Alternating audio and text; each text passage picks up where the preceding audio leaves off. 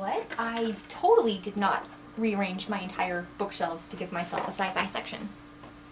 I don't know what you're talking about.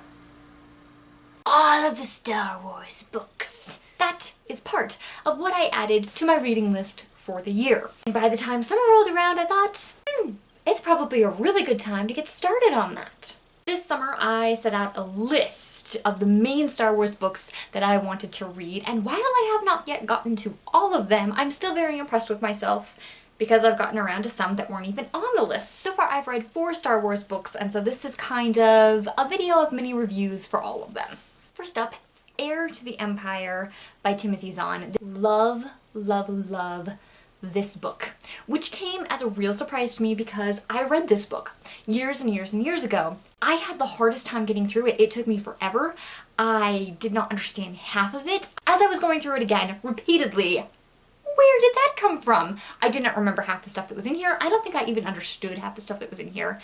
I have said before that I have a really hard time with a lot of science fiction books, and I think the first time I read this, that was the problem, is that I was having a really hard time with the sci-fi. This was much easier because I was listening to it, and of course Mark Thompson is a brilliant narrator. He imitates so many of the cast voices so incredibly well, Han Solo being first and foremost on that list. You guys may have heard that I painted my wall back here, which you can't see because of the huge, humongous bookshelves that I absolutely love, but the majority of time spent painting this wall was spent listening to Heir to the Empire, and I loved every single minute of it.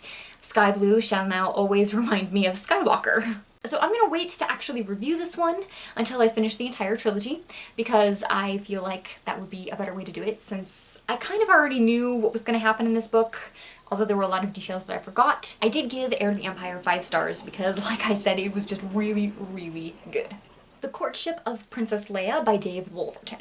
I got this at the same time as Heir to the Empire because I will read and listen to a different book at the same time. Totally works for me. Never gotten confused before. As a side note, I did find myself having trouble keeping the 2 storylines straight because I would start the audio and think, oh yeah, they're totally in the middle of this situation, and then realize, no, that was actually in the book.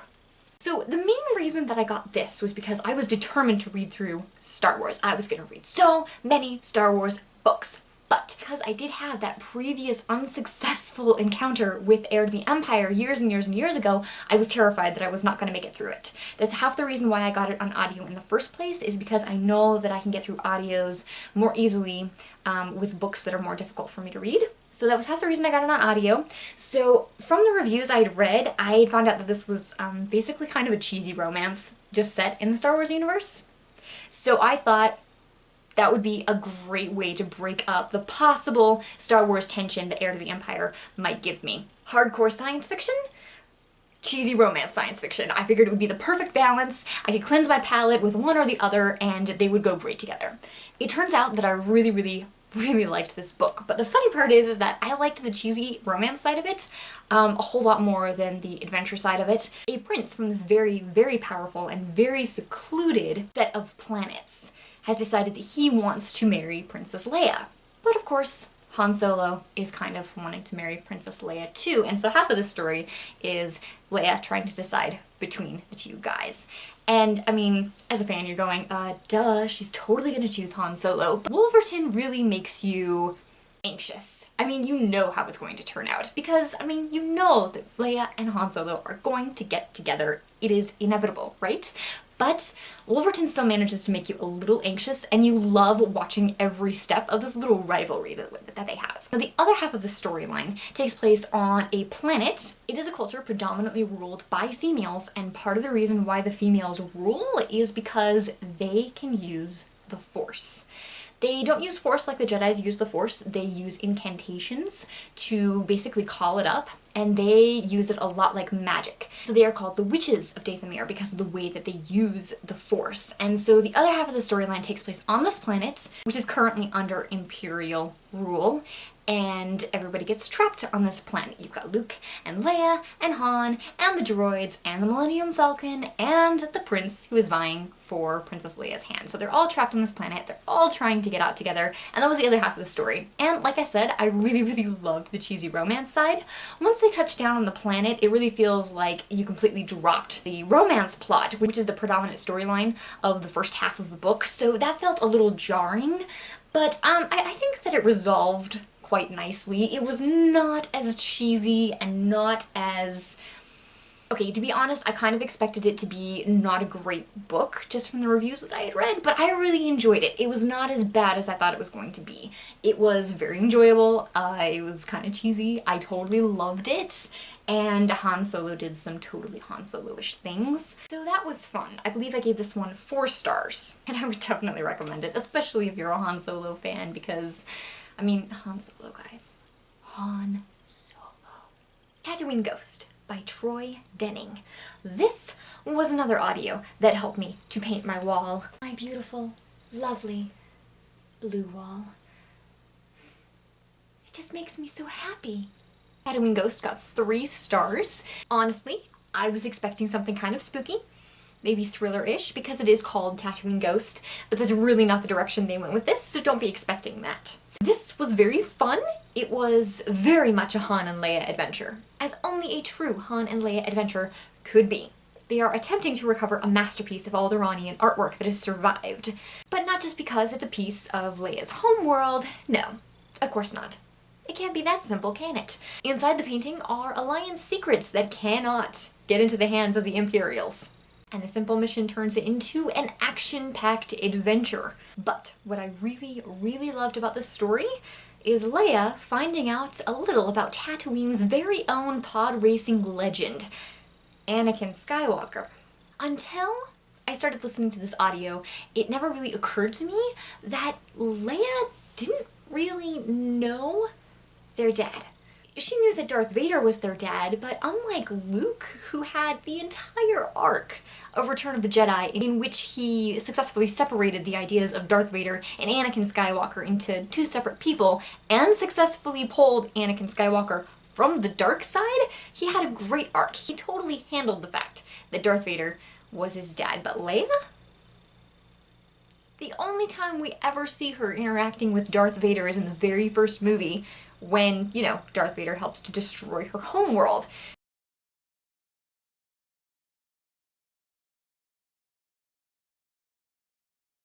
To Leia, that is always who Darth Vader is. And suddenly Darth Vader is her dad. So yeah, she's got issues with that. Troy Denning ran with this storyline. Half of this story is Leia getting a look at Anakin before Darth Vader, and it totally fascinated me. I loved watching her figure out that Darth Vader was a human being. It was definitely my favorite part of the book, but by no means the only good part of the book. The whole story is fun. That just happened to be my favorite part. Shadows of the Empire by Steve Perry. I just finished this book, and I have a lot to say about it. This book is supposedly what takes place in the year between The Empire Strikes Back and Return of the Jedi. Speaking of, did you know that a year took place between Empire Strikes Back and Return of the Jedi? Because I didn't find that out until, like, last month. What? I wasn't sure how this book was going to turn out, because half of the reviews I read said that it was a must-read for all Star Wars fans, and the other half of the reviews said only for the die-hard fans. Not that great. I would have to put it somewhere in between. I gave it 3 stars. I would say that it's kind of on the high end of the mediocre scale. I liked the storyline, I liked a lot of things about it, but on the whole I found just a lot of it mediocre. The writing wasn't great.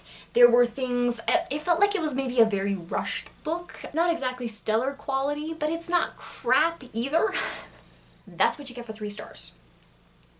The story itself is fun, and I felt that there was enough content that it's not just a filler. Don't you just hate those filler episodes in anime? This is not one of those. I felt like I had more substance than that. Han is obviously not in it because he's currently frozen in carbonite, so they did bring in a sort of Han replacement, or Han clone. It was an ace pilot slash smuggler slash mercenary slash pirate named Dash Rendar, who is only in it for the money. had a few issues with him. It was made obvious to all of the characters, the similarities between him and Han, so it made it a little less irritating, but on the whole, I would have liked the story a lot better if it had turned out that Dash Rendar was actually genuinely only in it for the money. I think it would have made a more interesting story. That was a slight spoiler, I'm sorry, but it had to be said. On the whole, I think the villain in this piece, who is neither the Emperor nor Darth Vader, he's a prince who also happens to be the head of a major crime syndicate called Black Sun. Maybe you've heard of it, Star Wars fans. And he is currently Darth Vader's rival for the Emperor's favor. This prince is trying to basically take Darth Vader's place. He's trying to make Vader look bad. And so in this story, Vader is kind of not really the total bad guy. And I liked that. The other thing that I really liked about the story is that we get to be in Vader's head frequently. I loved how much we changed point of view characters. I really enjoyed that. It was jumping around all over the place, and I really enjoyed that. I like that kind of storytelling, and I loved that we got to be in Vader's head for at least a good portion of the book. I like that Perry didn't make him really very sympathetic at all. He still very much feels like Vader, but you kind of get where he's going and where he's coming from, and you get hints at what's going to happen, but not like overly major hints. So getting inside Vader's head was definitely my favorite part of the story. I did have a couple of issues. I did write a kind of long review on Goodreads if you want to go read about all those issues, but again, like I said, it got 3 stars. I'd say for people who like to read Star Wars fiction, it's definitely worth a try because there's some fun and interesting stuff in there. Perry really messes with readers because obviously anybody who's read this has already seen the movies, and so they already know where the story's going, and so Perry just kind of likes to mess with you because he's like, we all know this is gonna happen, but the characters don't know it yet. There is something that I wish we had seen in this book, and it didn't strike me until I actually started reading this, that in the movies, Luke goes from finding out that Darth Vader is his father, no! To telling Leia, I can still sense the good in him. And that's kind of a sudden change.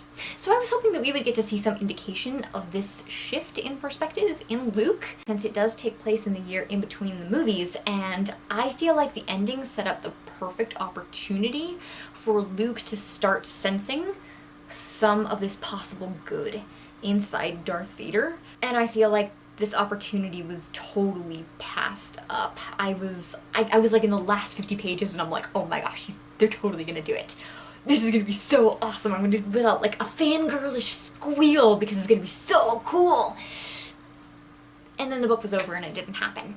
So I feel like there was a really a missed opportunity there, and I don't even know who to like blame for that or shake my finger at, because I mean, written by an author, but also by an author that was directed to write a story, and also by the company that owned Star Wars. So I mean, who knows who passed up on that opportunity, but I'm telling you, it was a passed up opportunity. Okay, we need to talk about something. Have you seen this? I found this in the children's room at my library. It is a Star Wars book entitled, These Are Not the Droids You Were Looking For. And the funny part is, these really aren't the droids you're looking for. Sorry. It's basically a Where's Waldo book. And it is Star Wars themed, obviously. But the droid that you were looking for is this one right here. It is IG-88. If you're a Star Wars fan, like a serious Star Wars fanatic, you probably know what that is. Me just being sort of like a semi-Star Wars fan, I had to look this up. There was this article that I was reading yesterday. What was it called? 5 Mistakes from Star Wars. In this article, they said that this robot, IG-88, who appears in The Empire Strikes Back as one of the bounty hunters that Vader is offering a reward to. But apparently, there is kind of a joke that goes with this robot because they basically reused every prop in Star Wars, and a lot of serious fans apparently have kind of a Where's Waldo game in identifying just how often and in what scenes different pieces of IG-88 were used as various props. He was apparently used in the cantina. He was used during the death scene of Uncle Owen and Aunt Beru. And apparently this is a game, Where's Waldo, with IG-88. And this is the droid you're looking for. Where's Waldo? Star Wars book. I'm sorry, I can't get over this. This is hilarious. Somebody's brilliant. This is a freaking brilliant marketing ploy. I'm just saying. Right there. Sorry, I can't give a straight face. This is brilliant. This is absolutely brilliant. Whoever thought of this idea, you're brilliant. And I love your brilliance. So this is me gushing and gushing and gushing about Star Wars because I'm really, really excited for the next movie. So, any Star Wars fans out there? What are some of your favorite Star Wars books?